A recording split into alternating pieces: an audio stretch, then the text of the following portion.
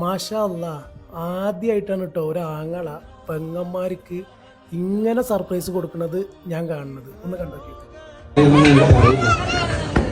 കാരണം എന്റെ ഫാമിലിയിലുള്ള മൂത്ത പെങ്ങളെ ഞാൻ ഇതിലേക്ക് വിളിക്കാണ്. രണ്ടാമത്തെ പെങ്ങളെ ഇന്ന് ജീവിച്ചിട്ടില്ല, അതുകൊണ്ട് അവളെ മരുമകളെ ഞാൻ ഇതിലേക്ക് വിളിക്കാണ്.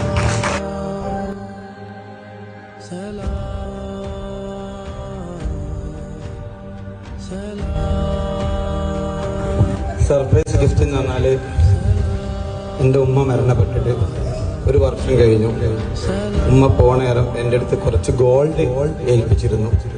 അത് ഇന്നേ വരെ എൻ്റെ പെങ്ങന്മാരും ജ്യേഷ്ഠന്മാരും അനിമാരും ചോദിച്ചിട്ടില്ല.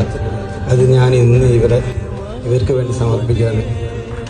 ഉമ്മച്ചിക്ക് വേണ്ടി ദുആ ചെയ്യണം. ഇന്ന് തുറക്കെ ഉമ്മച്ചി റബ്ബന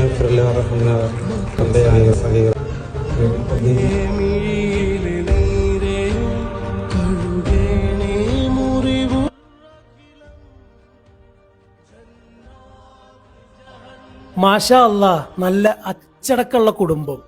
ഉമ്മയും വാപ്പയൊക്കെ മരണപ്പെട്ടാലേ അവരുടെ സ്വത്തിനു വേണ്ടിയിട്ട് അടിയും വഴക്കായിട്ട് മുണ്ടാതിയും തെറ്റിയിട്ടൊക്കെ നടക്കണ ഒരുപാട് ആൾക്കാരുണ്ട്.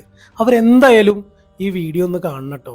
പിന്നെ മൂപ്പര് പറഞ്ഞില്ലേ, ഉമ്മാന്റെ മരണശേഷം ഈ സ്വത്ത് എന്താ കാട്ടിയെന്ന് ഏട്ടനോ അനിയനോ അല്ലെങ്കിൽ പെങ്ങന്മാരോ ആരും ചോദിച്ചിട്ടില്ലാന്ന്. അത് ആ ഉമ്മ മക്കളെ വളർത്തിയത് അത്രയും അച്ചടക്കത്തിലാണ്.